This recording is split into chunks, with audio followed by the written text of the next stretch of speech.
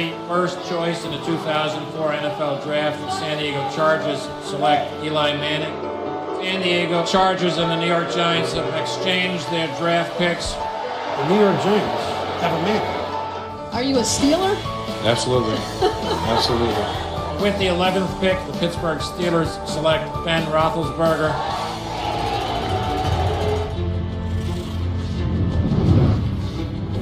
Ben Roethlisberger has 2 rings. Eli Manning has 2 rings.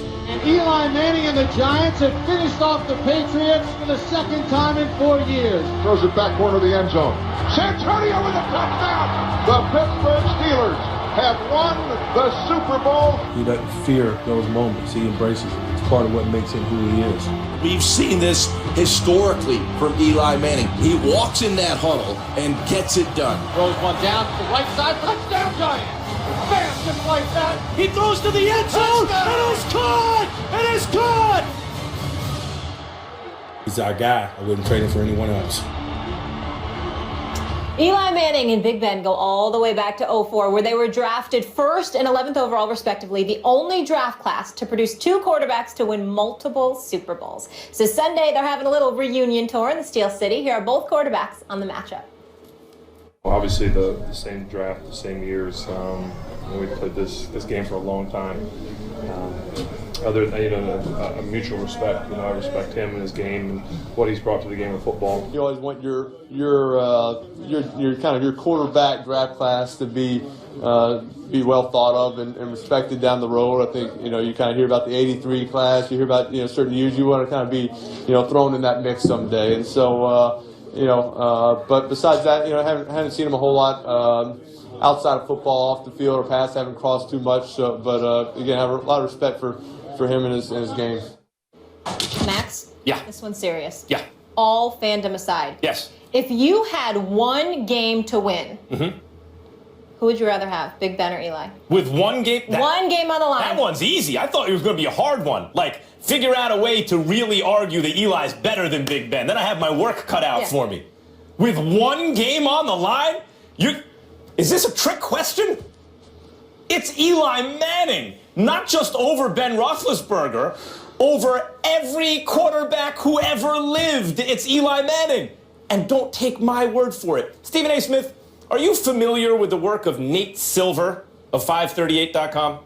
Yes, I'm very familiar with him. He had a good year, 2008, maybe to a good degree, 2012. A good year? Not so good in 2016. Excuse me. Well, Nate Silver had a better year than anyone else in 2016 when he told everyone. Well, everybody was awful. That's like that. What was that saying? Everybody was awful in 2016. Everyone else gave Trump a 1 to 5% chance. Nate Silver warned everyone there's a lot of volatility in the polls. Here we go. He has about a 1 in 3 chance to win. If you were paying attention to Nate Silver, you would know much more about what's going on than if you were paying attention to anyone else. And Nate Silver did a study last year.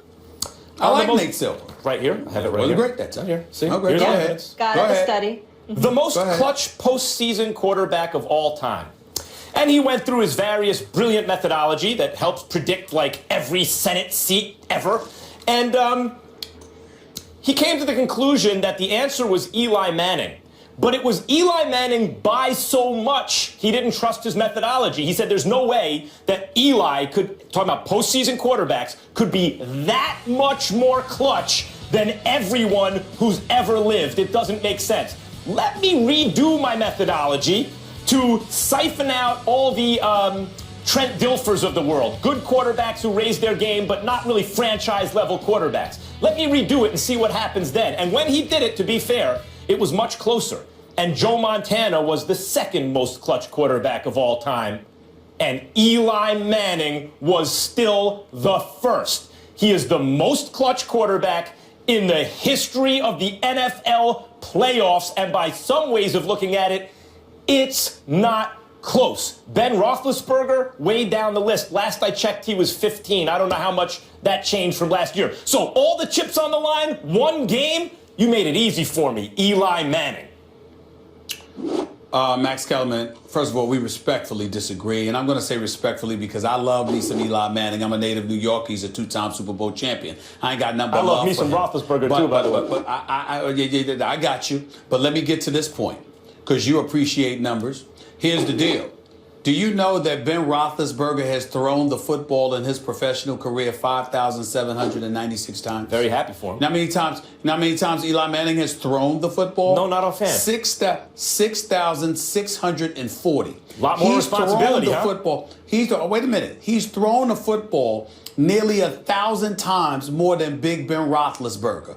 Now, I understand that Eli Manning has had great moments, no question about it. But at the same time, let's also understand he's led the league in interceptions 3 times. Let's also understand that he's thrown for 16 or more interceptions in a season 6 times, whereas Big Ben Roethlisberger has only done that 3 times. Let's be clear about something here. When you look at Eli Manning, he does tend to be more mistake prone. That is a fact. Except when it matters most. Obviously, the numbers prove it. I asked you not to interrupt me. Did I not just ask you that? I thought I asked you that, right? So the point that I'm trying to tell you is this. Big Ben Roethlisberger has been to 3 Super Bowls. Eli's been to 2. They both got 2 Super Bowl championships. Eli is a big-time quarterback. I'm not taking anything away from him. I got a lot of love for him. I had the pleasure of interviewing him on several occasions when I was working at ESPN New York. The dude's a special person, and he's a 2-time Super Bowl champion. But if I got to bet my money on one game, I'm going to go with Big Ben Roethlisberger because I think Big Ben Roethlisberger can do the things that Eli can do with his arm. He does more with his legs. He does more to evade oncoming rushers. I'm just saying he's Big Ben Roethlisberger. He can shrug you off. I dare say that I think at times he has come across as a bit more dependable than Eli. Yeah, well, over the course of a season, you have a good case. But for one game, I want to talk about the Green Bay Packers for a second. Who's the greatest quarterback in their history, would you say? For me? Yeah. For me, it's Aaron Rodgers. Right. It ain't Brett Favre. Tough to beat Aaron Rodgers at Lambeau, right?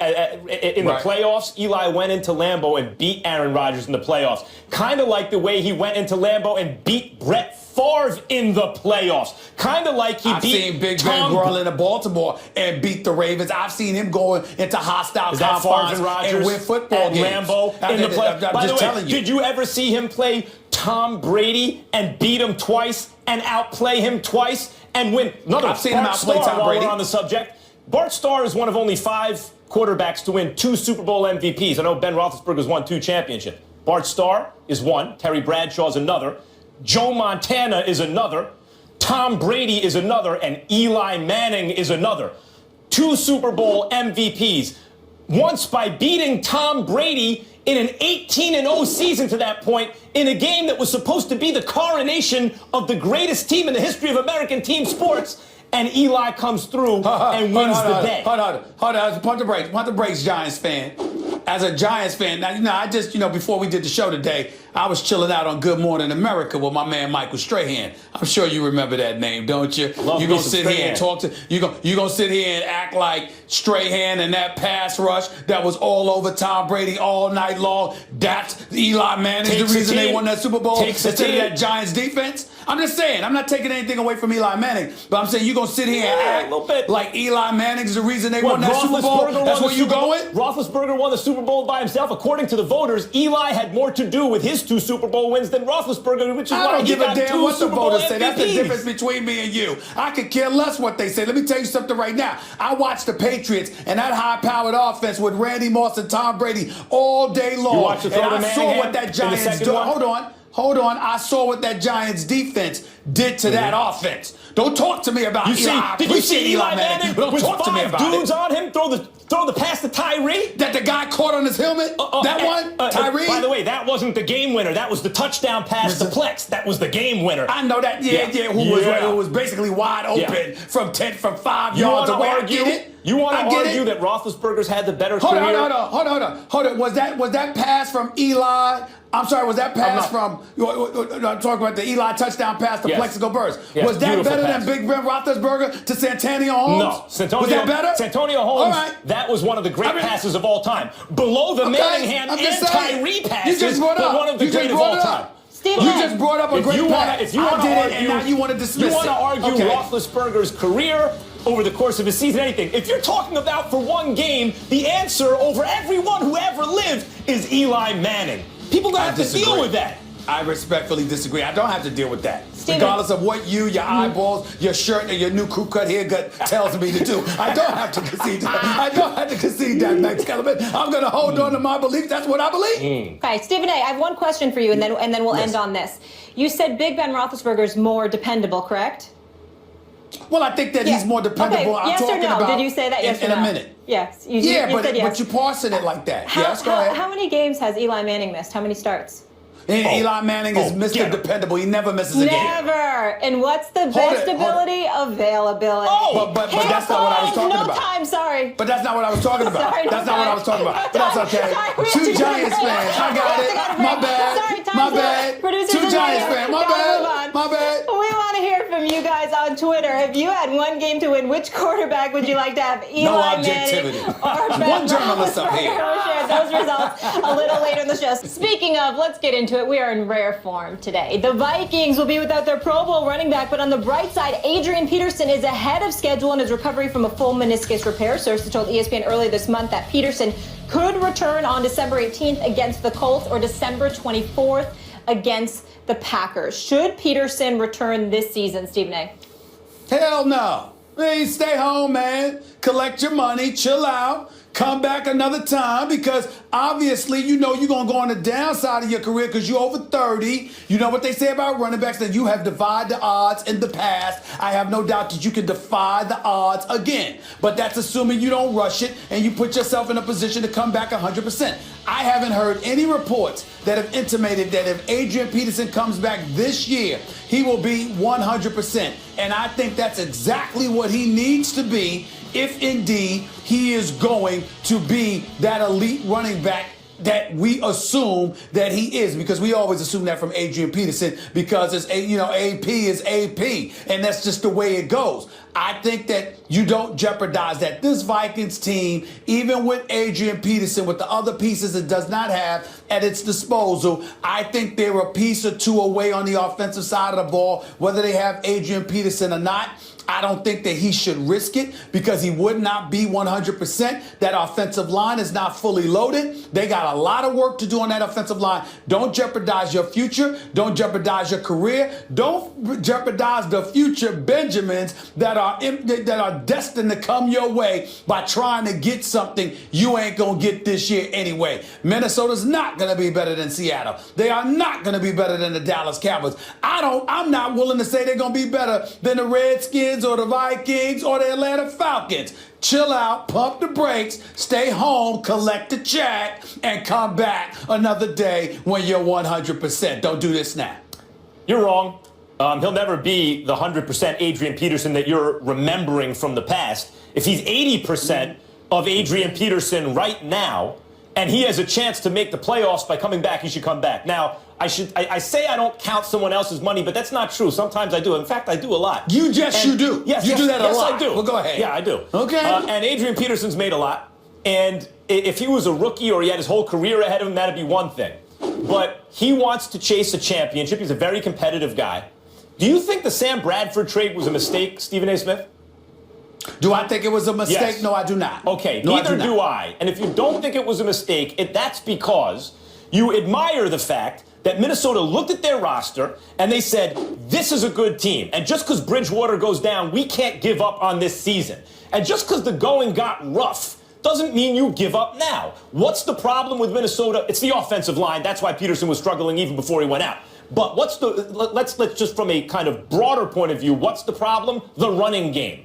They really can't get that going. So play action, whatever, none of it's going to work. It's going to affect Bradford negatively, which is why, though he's not a great quarterback, he looks right now worse than he actually is. If you believe, and I do, and I think you do too, that Adrian Peterson is an upgrade, even 80% of Adrian Peterson is an upgrade, with the playoff berth still hanging in the balance, if you're the Vikings, you pushed your chips to the middle of the table this season, you don't stop now. And if you're Adrian Peterson and you have not won a Super Bowl and you're one of the greatest players who has ever lived, and he is, and you have a freakish superhuman ability to come back from injury, and he's demonstrated that in the past, then you take your shot while you have it, because there's no guarantee you will get a better shot. If he can come back and they're still in the playoff hunt, he should absolutely come back. Couple of things. If I recollect, if my recollection serves me well, when Adrian Peterson got hurt a few years back, and he went down in that game against the Redskins, he never tried to come back. He was out for the rest of the season. I think it happened, but then again, that's really not a non-issue because it was like game 12, if I remember correctly, in the season. So he wasn't going to be able to come back from that. But what I'm saying is that entire offseason to work yourself out, not exposing yourself to a certain level of contact, et cetera, et cetera. You got to remember, if he comes back, he's going to come back in the throes of action at the most heated time of the year, which is approaching the playoffs when he's not 100%. I don't think he should take that risk. I also don't think he should take that risk because this is the NFL, whether it's the no fun league, whether it's all about business or whatever the case may be, we all know they don't give a damn about much, particularly running backs. Get your paper, get yourself 100%, and then come back. And then you got to be reasonable about what kind of situation and circumstances he's coming back into, Max. If you had Dallas's offensive line, I might be prone to agree to some degree anyway. But he does not. I get He's that exposing point. himself to the same problems that he had before he went down. You're looking at it from his point of view, from a football player's point of, or from a football perspective generally.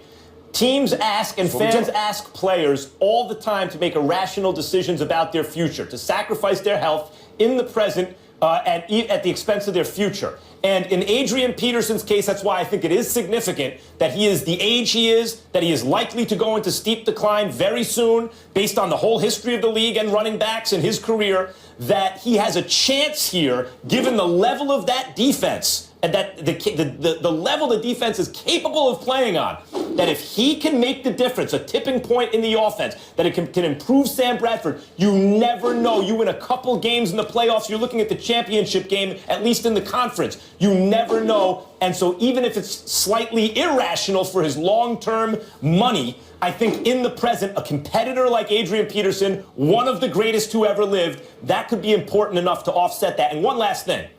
I heard you refer to him as AP. I agree with you. He should be called AP, Adrian Peterson. But he is called AD all day. And that is very confusing. Because on Twitter, when I'm trying to tweet about him, I know if I put... all day right now. Well, okay, fine. But if I put AD, will people know who I'm talking about? If I put AP, will they think I got it wrong? And I didn't know the difference? Let's get on the same page about this. It is AP or AD? First of all, that's not a good question to ask the viewing public, whether they know what you're talking about, because I sit across from you every day and I have a hard time deciphering what the hell you're talking about half the time. So it's not really good. I mean, come on now. Let's be clear. Let's be clear. Whatever, Molly. The point is, Max Kellerman, I get where you're coming from, but again, we go back to that offensive line. We go back to the working conditions under which he would be exposed to. We do have a license to not just look at what it was when you were playing the first couple of weeks of the season. We have a right to look at what has transpired with the Minnesota Vikings over the last 8 or 9 weeks and deduce what might be best and what might not be. And that's where I'm coming from with AP. Fair enough. Dallas is favored by 3, and they are 5-0 on the road.